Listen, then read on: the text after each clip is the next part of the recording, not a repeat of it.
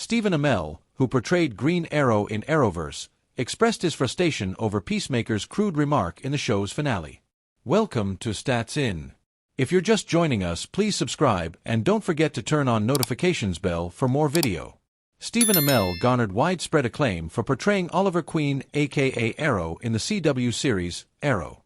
Although his superhero role comes under the DC banner, he recently voiced his frustration over how the Arrowverse is being treated in comparison with the broader DC Extended Universe, DCU. His statement took aim at the Peacemaker series, which was an immense hit among fans and critics alike. However, the show didn't shy away from taking a jab at superheroes, which included Amell's superhero character. While the Arrowverse kept audiences engaged, James Gunn focused on the Suicide Squad's one superhero, Peacemaker, bringing him to the front for his solo series. In 2022, Gunn brought the comic book character to life, turning him into a fan favorite, with the show offering a humorous take that included taking a jab at Stephen Amell's superhero role.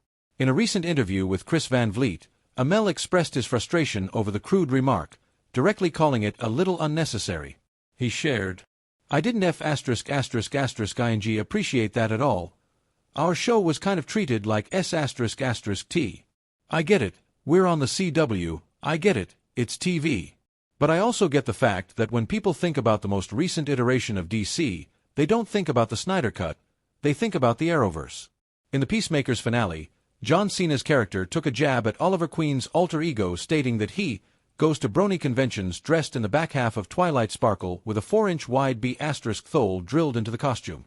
The other characters in the scene respond to this outrageous remark by pretending to agree that what Peacemaker has said about him is one of the few true facts. This statement was particularly crude to Amell, who has long been associated with the character. The actor's discontent with the particular jab is palpable, as he believed that the CW TV universe has significantly shaped DC narratives. He continued to describe that the TV series cast has unfairly been criticized over the years despite the immense hard work they've put to contribute to the Arrowverse. He went on to take a jab at Gunn, who had contributed in writing the joke about Green Arrow. He clarified that he had no bad blood with Cena, calling him a nice guy. He stated in the same interview, "If I should be mad at anyone, it should be James Gunn for writing that in the first place.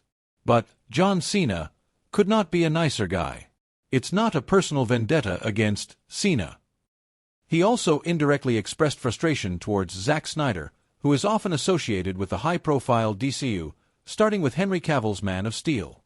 Snyder's projects, by contrast, received significantly more attention compared to the Arrowverse, creating a sense of disparity despite both coming from the same DC brand.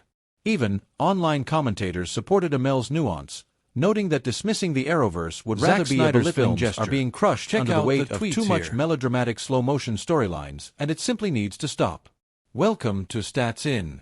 If you're just joining us, please subscribe and don't forget to turn on notifications bell for more video. The world that Zack Snyder comes from is stuffed with lore-driven drama, mature sensibilities, and dark imagination.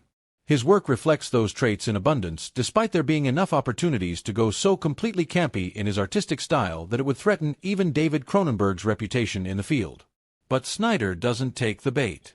He would rather be the master of dramatic storytelling that presents itself as an epic Greek tragedy than serve up a generic film that gets lost among the stampede of 1,000 other films coming off of Hollywood's factory lineup.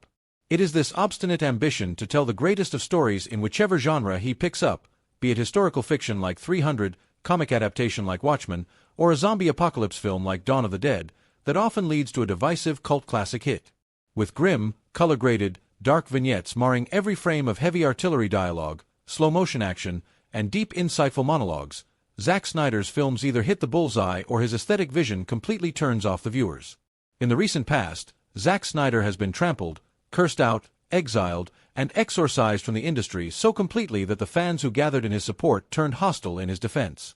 To back him didn't just mean supporting the director through his hardships, but also protecting his vision for DCU's future.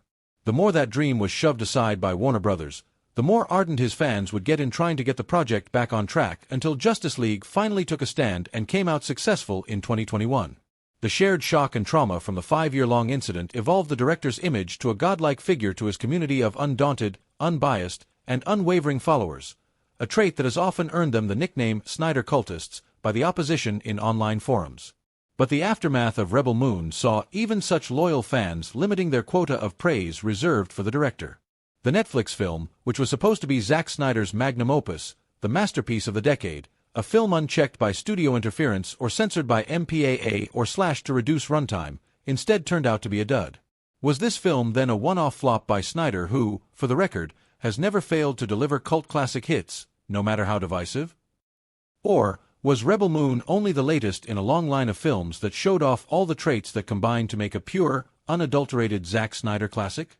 Zack Snyder's films have consistently delivered on a grand scale, no matter the genre or tone of storytelling. Be it comic adaptations, historical fiction, a zombie apocalypse film, or Star Wars-inspired jargon, each of Snyder's movies has been a fully formed visionary tale of epic character arcs filled with conflict, melodrama, and war.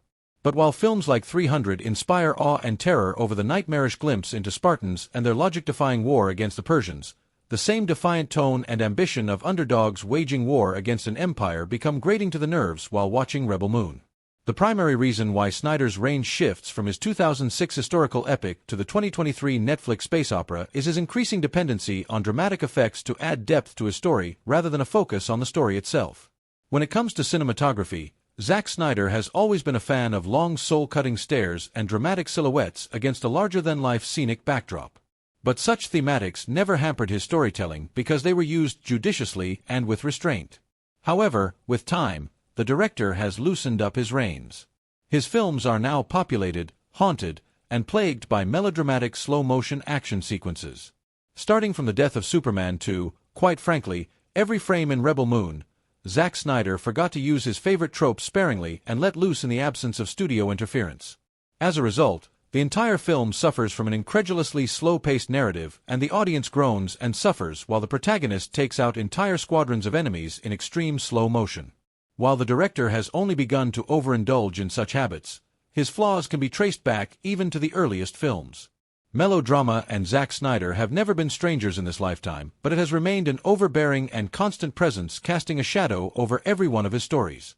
Although Snyder's aesthetic vision may suffer if one asks him to dial down the dramatic seriousness in his films, it may do the director some good to omit the longing stares, slow-motion action, and cinematic silhouettes in favor of character-building and high-stakes storytelling. The former DC star Ben Affleck reflected on his decision to drop his entire story of Rebel Moon within following his Justice League cameo. Welcome to Stats In. If you're just joining us, please subscribe and don't forget to turn on notifications bell for more video. Ben Affleck, who embodied the Dark Knight in the DCU, opened up about his decision to step away from his solo film, which was expected to feature the formidable villain Deathstroke. Fans were eagerly anticipating seeing Batman facing Deathstroke following his brief appearance in Justice League. While the film was eventually scrapped, before Affleck stepped down from the role, the actor did share